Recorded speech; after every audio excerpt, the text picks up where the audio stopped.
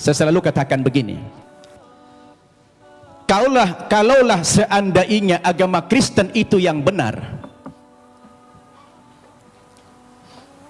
dengan tokohnya adalah Yesus, kemudian umat Kristen masuk ke dalam sorga, insya Allah umat Islam juga akan ikut masuk ke dalam sorga. Kenapa? Karena kita beriman kepada Yesus. Tetapi kalau Islamlah yang benar, dengan tokoh kita Nabi Muhammad yang juga mengimani nabi-nabi yang terdahulu, kemudian saudara kita umat Kristiani tidak beriman kepada kerasulan Muhammad, mohon maaf, terpaksalah saudara kita masuk neraka kalau akan masuk surga.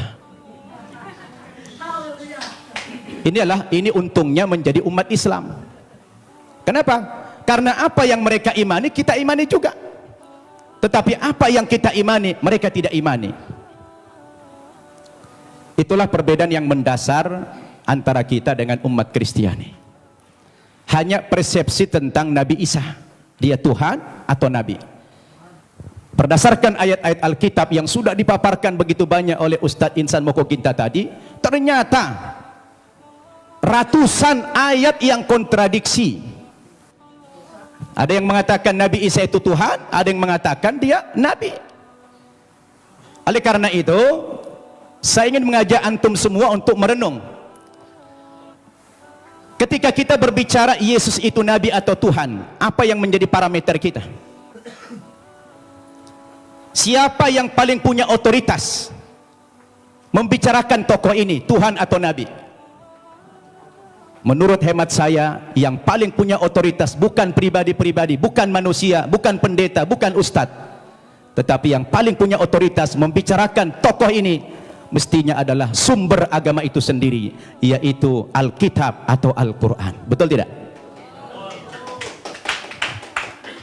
Harus sumber agamanya itu yang menjadi tolok ukur.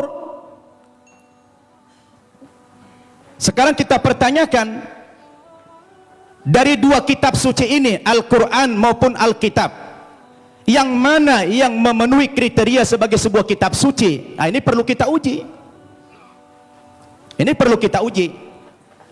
Kita capek bicara ngalur ngidul, mengangkat dalil-dalil. Kalau dalil itu tidak representatif, tidak rasional, saya pikir juga percuma. Sekarang kita harus bicara dari dua kitab suci ini. Kenapa dikatakan dia kitab suci? Coba Bapak Ibu saya tanya. Ada buku? Coba ada buku? Coba buku. Ya, itu aja, taruh, minjam dulu. Ya. Bapak Ibu saya tanya. Ini kata lainnya apa? Kitab suci. Oke. Ini apa namanya? Buku. Buku kan? Bapak Ibu saya tanya, ini sama ini bahan bakunya sama tidak? Sama-sama apa? Sama-sama kertas. Kenapa dalam penamaan jadi beda? Yang ini dikatakan kitab suci, yang ini dikatakan buku. Kenapa jadi beda namanya? Padahal bahan bakunya sama-sama kertas. Yang membedakan apanya? Ternyata yang membedakan kontennya, isinya. Dia dikatakan kitab suci karena memuat firman-firman Tuhan Zat yang Maha Suci. Kenapa dikatakan ini buku? Karena dia adalah buatan manusia dan manusia tidak ada yang suci. Betul tidak? Sekarang mari kita uji. Kalau kita sepakat apa yang membedakan buku dengan kitab suci adalah terletak pada kontennya. Kalau kitab suci itu adalah memuat firman-firman Tuhan. Ketika kita uji Bapak Ibu, 5 kriteria minimal kalau kita ingin menguji apakah kitab suci itu benar apa tidak. Yang pertama, sebuah kitab suci itu akan dikatakan benar apabila dia murni datang dari Allah, 100% datang dari Allah, dan tidak ada intervensi manusia di dalam kitab suci itu dalam bentuk kontennya, setinggi apapun otoritas manusia itu. Betul tidak? Termasuk di dalamnya Nabi. Makanya kalau kita baca Al-Quran, ini 100% firman Tuhan, tidak ada perkataan Nabi Muhammad di sini.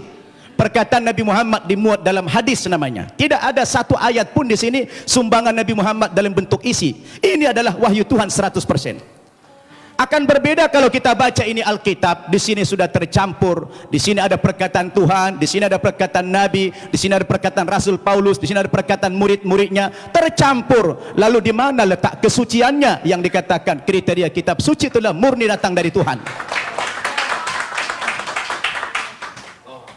Itu satu. Yang kedua, kriteria kitab suci itu dikatakan benar apa tidak? Apabila kitab suci itu ditulis pada zaman kitab suci itu datang, yang diterima oleh Nabi yang menerima kitab suci tersebut.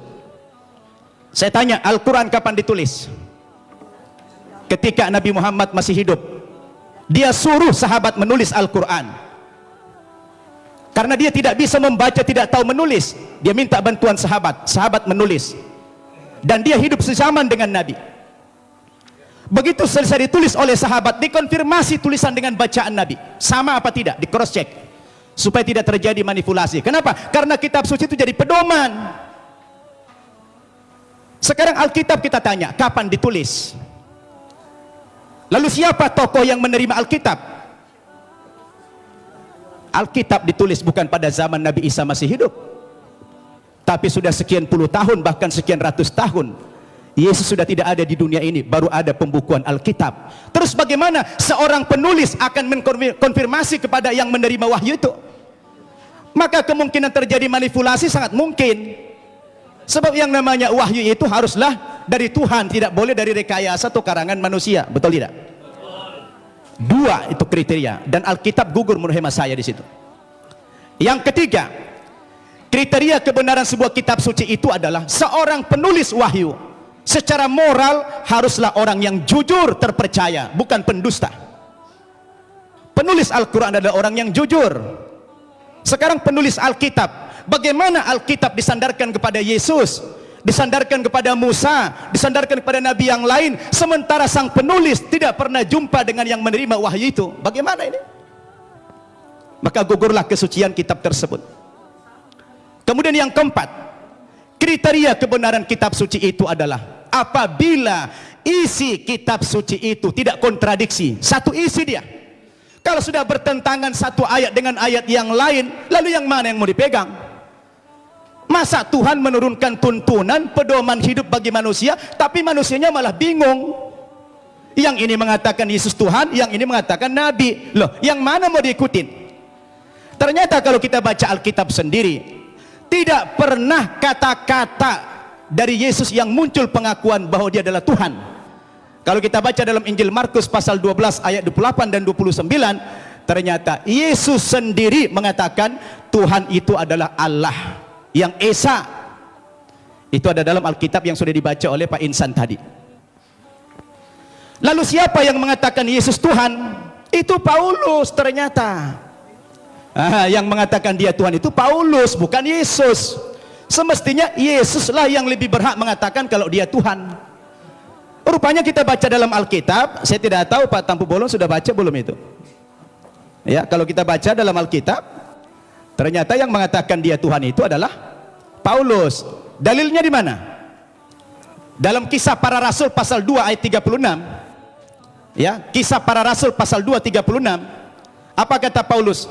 Jadi seluruh kaum Israel harus tahu dengan pasti bahwa Allah telah membuat Yesus yang kamu salibkan itu menjadi Tuhan dan Kristus. Coba. Ya, siapa yang mengatakan Yesus Tuhan? Paulus. Kemudian dalam kitab Filipi pasal 2 ayat 11. Dan segala lidah mengaku Yesus Kristus adalah Tuhan bagi kemuliaan Allah Bapa.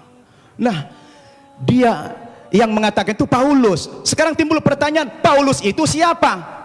Paulus itu bukan muridnya Yesus, bukan sahabatnya Yesus, bukan pengikut Yesus, tapi Paulus itu adalah musuhnya Yesus. Nah, ini dia. Dan saya baca dalam Alkitab, ternyata aktor pendiri agama Kristen itu memang bukan Yesus. Yesus tidak pernah membawa agama Kristen.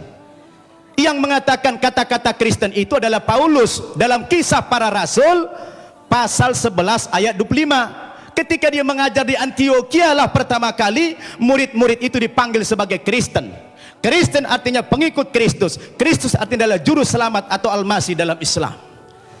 Jadi Bapak Ibu yang saya muliakan, ini yang perlu kita jadikan sebagai alat ukur apakah yes Tuhan atau tidak. Kalau sudah kembali kepada Alkitab, saya pikir jelas semuanya. Maka kembali kepada kriteria yang tadi, apa kriteria kebenaran sebuah kitab suci?